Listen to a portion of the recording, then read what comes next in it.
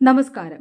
ഓണപരീക്ഷയൊക്കെ അടുത്തു വരികയാണ്. ഇപ്പം എല്ലാവരും പഠനത്തിൻ്റെ ചൂടിലും തിരക്കിലുമൊക്കെയാണ്. അപ്പം നമുക്കെന്താണ് മലയാളത്തിലെ കേരള പാഠാവലിയിലെ 10ാം ക്ലാസ്സിലെ കേരള പാഠാവലിയിലെ പാഠങ്ങളൊക്കെ ഒന്ന് റിവിഷൻ ചെയ്യാം, ഒന്ന് ഓർമ്മ പുതുക്കി പോകാം എന്ന് വിചാരിക്കുകയാണ്. അപ്പോൾ ആദ്യ യൂണിറ്റിൻ്റെ പേര് നിങ്ങൾ ഓർക്കുന്നുണ്ടാവും, ഭാഷ പൂത്തും സംസ്കാരം തളിർത്തും. അപ്പം നിങ്ങൾക്ക് എൻ്റെ ക്ലാസ്സുകൾ പ്രയോജനപ്പെടുന്നുണ്ട്, ഇഷ്ടപ്പെടുന്നുണ്ട് എങ്കിൽ തീർച്ചയായും എൻ്റെ ചാനൽ ഒന്ന് സബ്സ്ക്രൈബ് ചെയ്യാൻ നിങ്ങൾ ശ്രദ്ധിക്കണേ. എങ്കിലെന്താണ് മുന്നോട്ട് ഞാനിടുന്ന പാഠങ്ങളൊക്കെ നിങ്ങൾക്ക് ലഭിക്കും. അപ്പോൾ അല്ലെങ്കിലും നിങ്ങൾ സെർച്ച് ചെയ്ത് കാണുന്നുണ്ട്, നല്ല നല്ല കമൻസുകളൊക്കെ കാണുമ്പോൾ സത്യം പറഞ്ഞാൽ ഒരുപാട് സന്തോഷം തോന്നാറുണ്ട്. അപ്പം തിരക്കിനിടയിൽ പരിമിതമായ സാഹചര്യങ്ങളും സൗകര്യങ്ങളും ഒക്കെ ഉപയോഗിച്ച് ചെയ്യുന്ന കാര്യങ്ങളാണ്. എങ്കിലും നിങ്ങളുടെ നല്ല അഭിപ്രായങ്ങൾ കാണുമ്പോൾ വളരെ സന്തോഷവും ഇഷ്ടവുമൊക്കെ തോന്നും. അപ്പോൾ അതുകൊണ്ട് തന്നെയാണ് ഇങ്ങനെ ഒരു റിവിഷൻ പാഠം എന്നുള്ള രീതിയിലേക്ക് പാഠങ്ങളെല്ലാം ഒരിക്കൽ കൂടി ഒന്ന് പറഞ്ഞു പോകാമെന്ന് തീരുമാനിച്ചത്. ആദ്യ യൂണിറ്റിലെ ആദ്യ പാഠം കഥകൾ അതിമോഹനം എന്നതാണ്. അപ്പം നിങ്ങൾ തീർച്ചയായിട്ടും ഓർക്കുന്നുണ്ടാകും, കഥകൾ അതിമോഹനം എഴുത്തച്ഛൻ്റെ മഹാഭാരതം കിളിപ്പാട്ടിലെ ദ്രോണപർവ്വത്തിൽ നിന്നുള്ള ഒരു ഭാഗം. പഞ്ചവർണ്ണ കിളിയോട് ചെവി കുളിർക്കെ കഥ പറയുവാൻ കവി ആവശ്യപ്പെടുന്നതും ഒപ്പം കിളിയെ സന്തോഷിപ്പിക്കുന്നതിന് വേണ്ടി അതിന് വിശിഷ്ട ഭോജ്യങ്ങൾ നൽകുന്നതും അതിനുശേഷം കഥ പറയുവാൻ ആവശ്യപ്പെടുന്നതുമൊക്കെയാണ്. പാണ്ഡവർക്കെതിരായ പോരാട്ടത്തിൽ ഭീഷ്മാചാര്യർ ശരശയ്യയിലായി. അപ്പം അങ്ങനെ യുദ്ധം ഒരു നിശ്ചിത ഘട്ടത്തിലെത്തി നിൽക്കുകയാണ്. മുന്നോട്ട് പോകണം, വിജയം കൈവരിക്കണം. അങ്ങനെയെങ്കിൽ ഭീഷ്മസമാനനായ ഒരാളെ ശത്രുവിന് ആഘാതം ഏൽപ്പിക്കുവാൻ സാധിക്കുന്ന, അവരെ നശിപ്പിക്കുവാൻ സാധിക്കുന്ന ഭീഷ്മർക്ക് സമാനനായ ഒരാളെ കണ്ടെത്തണം. അപ്പോൾ സുയോധനാദികളെ ആകെ ഒരു ആശങ്കയിലാഴ്ത്തുന്നുണ്ട്. ആ സമയത്ത് എന്താണ് ചെയ്യേണ്ടത് എന്ന് ആലോചിക്കുന്ന സുയോധനൻ കർണനോട് സേനാപതിയാകുവാൻ ആവശ്യപ്പെടുന്നതും കർണൻ പുഞ്ചിരിയോടെ അത് നിഷേധിക്കുകയും അതിനുള്ള കാരണം പറയുകയും ചെയ്യുന്നുണ്ട്. ഇന്നുള്ള യോദ്ധാക്കളിൽ ഏറ്റവും പ്രബലൻ ദ്രോണാചാര്യരാണ് എന്നും അതുകൊണ്ട് തന്നെ അദ്ദേഹത്തെ സേനാപതിയായി അഭിഷേകം ചെയ്യുന്നതിൽ ഒരാശങ്കയും വേണ്ട എന്നും എല്ലാം മംഗളമായി ഭവിക്കുമെന്നും അദ്ദേഹം പറയുന്നുണ്ട്.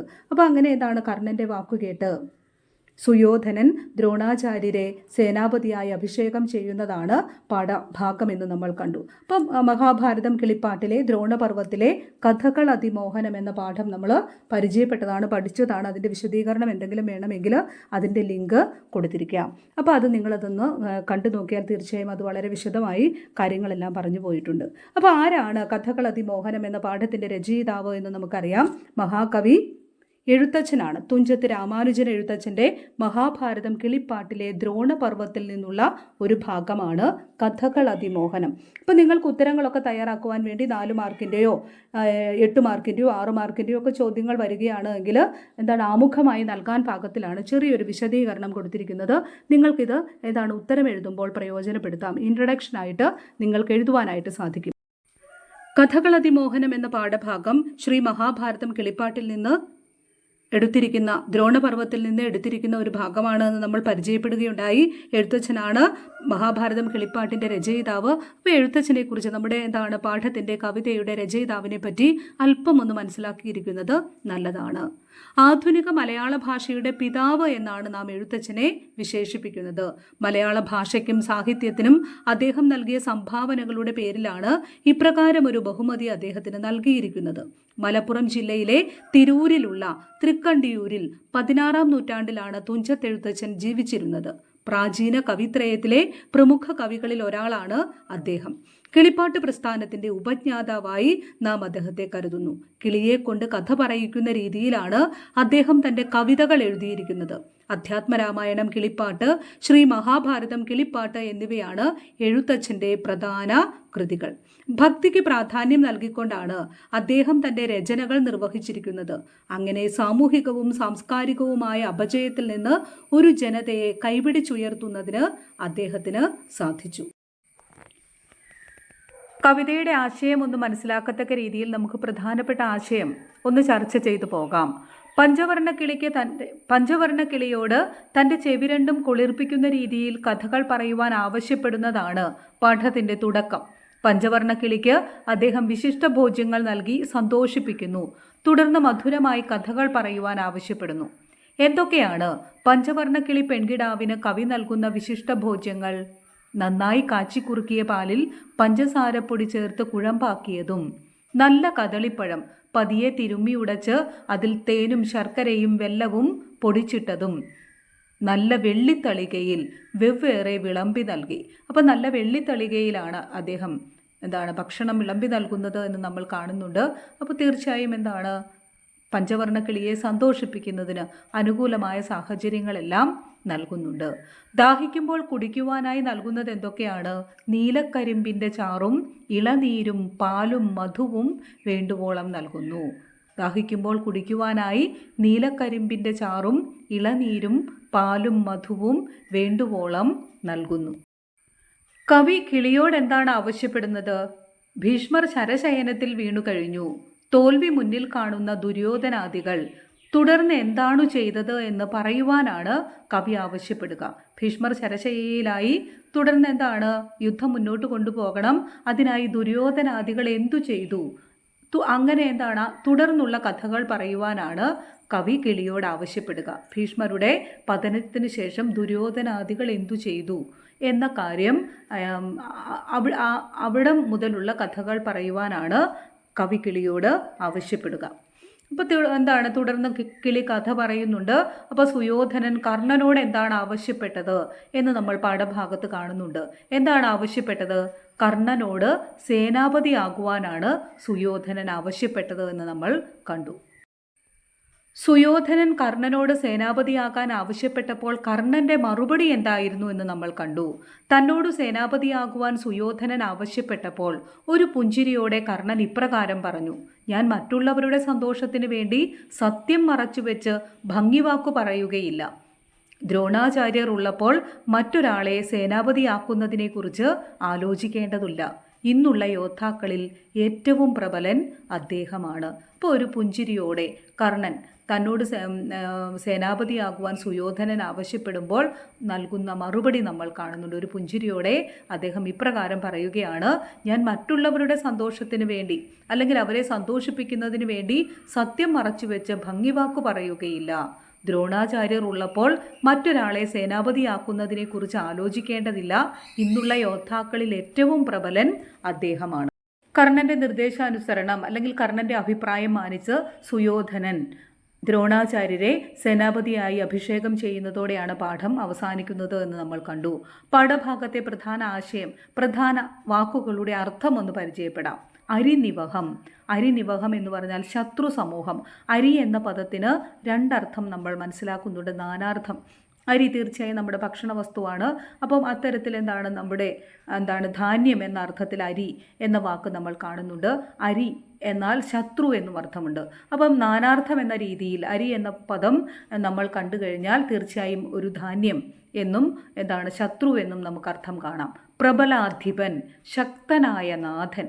അഭിഷേകം, സ്ഥാനാരോഹണ ചടങ്ങ്. അഭിഷേകം, സ്ഥാനാരോഹണ ചടങ്ങ്. മന്ദസ്മിതം, പുഞ്ചിരി. ആശു, പെട്ടെന്ന്. മന്നവൻ, രാജാവ്. പദങ്ങൾ വേർതിരിച്ചെഴുതുക. അപ്പം നമ്മൾ സന്ധി വിശദമായി മനസ്സിലാക്കിയതാണ്. 4 തരം സന്ധികളെ പറ്റി മനസ്സിലാക്കി. ഈ പാഠഭാഗത്ത് പ്രധാനമായും ദ്വിത്വസന്ധി വരുന്ന കുറേ അധികം വാക്കുകളുണ്ട്. അപ്പോൾ ആ പദങ്ങൾ നമുക്കൊന്ന് പരിചയപ്പെടാം. 2 പദങ്ങൾ തമ്മിൽ ചേരുമ്പോൾ സന്ധിക്കുന്ന വർണ്ണങ്ങളിൽ ഒന്ന് ഇരട്ടിക്കുന്നതാണ് ദ്വിത്വസന്ധി എന്ന് നമ്മൾ കണ്ടു. കുളിർക്ക പറക, കുളിർക്ക പറക എന്നീ 2 വാക്കുകൾ ചേരുമ്പോഴാണ് കുളിർക്ക പറക എന്ന ഒറ്റ വാക്ക് ആയി മാറുക. അവിടെ പകാരം ഇരട്ടിക്കുന്നത് നമ്മൾ കണ്ടു. കദളിപ്പഴം, കദളിപ്പഴം, കദളിപ്പഴം. അപ്പോൾ കദളിവാഴയുടെ പഴമ അല്ലേ?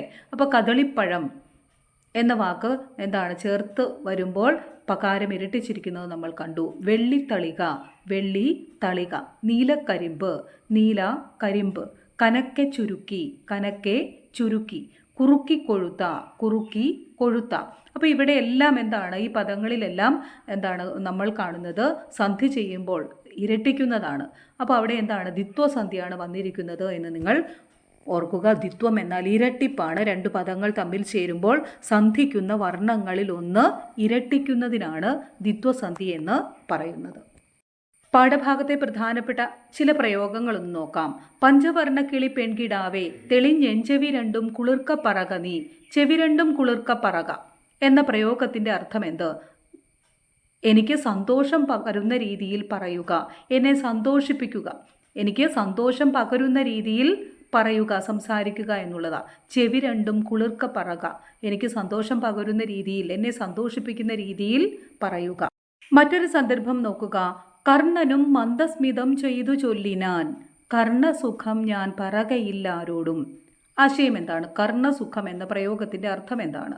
മറ്റുള്ളവരുടെ പ്രീതിക്ക് വേണ്ടി സംസാരിക്കുക, അല്ലെങ്കിൽ എന്താണ്, ഭംഗിവാക്കു പറയുക, സത്യം മറച്ചു വെച്ച് സംസാരിക്കുക എന്നൊക്കെ നമുക്ക് അർത്ഥം എടുക്കാം. കർണസുഖം എന്ന് പറയുമ്പോൾ തീർച്ചയായും എന്താണ്, കർണത്തിന്, ചെവിക്ക് സുഖകരമായത്, അല്ലെങ്കിൽ എന്താണ്, നമ്മെ സന്തോഷിപ്പിക്കുന്നത്.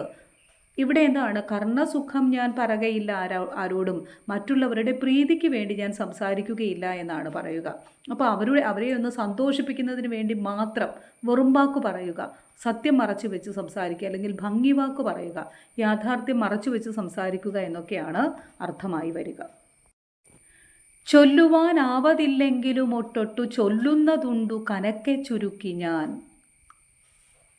കവി കിളിയോട് കഥ പറയുവാൻ ആവശ്യപ്പെടുമ്പോൾ കിളിയുടെ മറുപടിയാ, ചൊല്ലുവാനാവതില്ലെങ്കിലും ഒട്ടൊട്ടു ചൊല്ലുന്നതുണ്ടു കനക്കെ ചുരുക്കി ഞാൻ.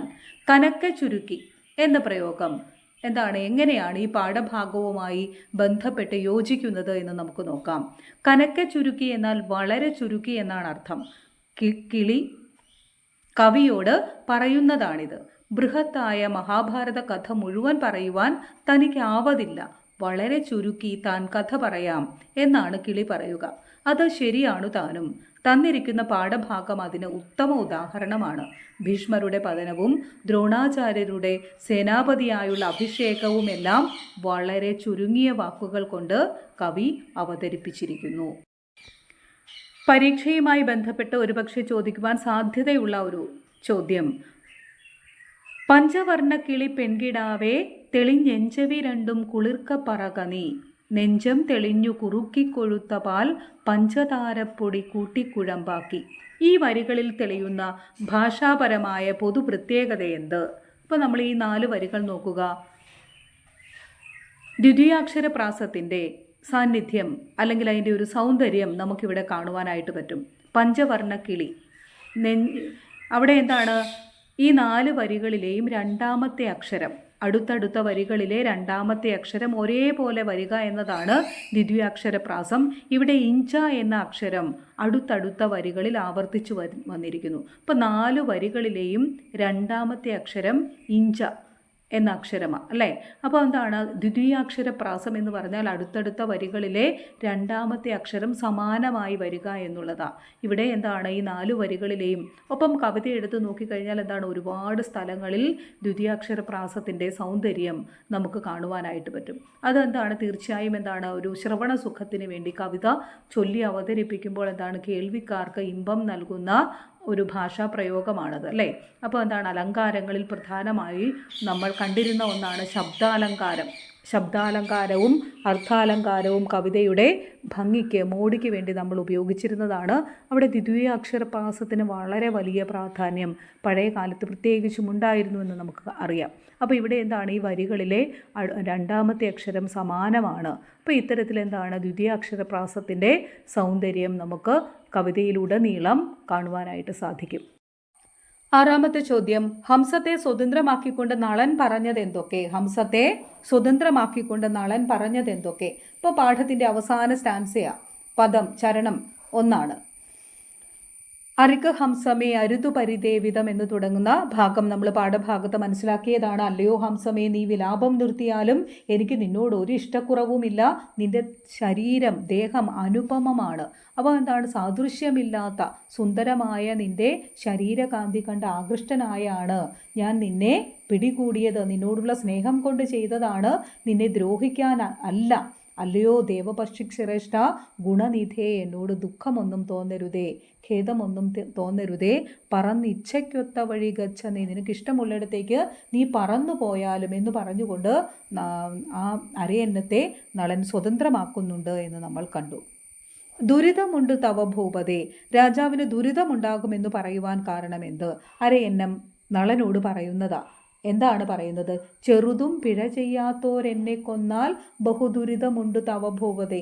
ചെറുതും പിഴ ചെയ്യാത്തോരെന്നെ കൊന്നാൽ, ചെറുതും പിഴ ചെയ്യാതോരെന്നെ കൊന്നാൽ ബഹുദുരിതമുണ്ട് തവ ഭൂതതേ. അപ്പോൾ താനൊരു ചെറിയ തെറ്റ് പോലും ചെയ്തിട്ടില്ല.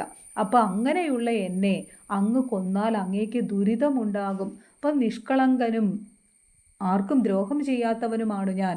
വെറുതെ എന്താണ് ഈ ഉദ്യാനത്തിൽ ഉറങ്ങുകയായിരുന്ന എന്നെ പിടികൂടി അങ്ങ് കൊന്നുകളഞ്ഞാൽ, ഒരു ചെറിയ തെറ്റ് പോലും ചെയ്യാത്ത എന്നെ അങ്ങ് കൊന്നുകളഞ്ഞാൽ തീർച്ചയായും അങ്ങേക്കത് കളങ്കമാണ്, അങ്ങേക്ക് ദുരിതമുണ്ടാകുമെന്ന് ഹംസം ഓർമ്മപ്പെടുത്തുകയും താക്കീത് ചെയ്യുകയുമാണ് ചെയ്യുന്നത്.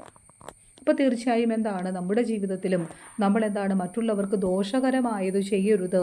അത് പ്രത്യേകിച്ചും എന്താണ് നിഷ്കളങ്കരായ, ആർക്കും ഒരു ദ്രോഹവും ചെയ്യാത്ത നല്ലവരായ മനുഷ്യർ, അവരെ എന്താണ് ഒരു തരത്തിലും ആപത്തിൽപ്പെടുത്തുന്ന രീതിയിലുള്ള ഒന്നും ചെയ്യാൻ പാടില്ല എന്നുള്ള ഒരു പൊതു തത്വവും കൂടി ഇവിടെ കവി ഓർമ്മപ്പെടുത്തുന്നുണ്ട്.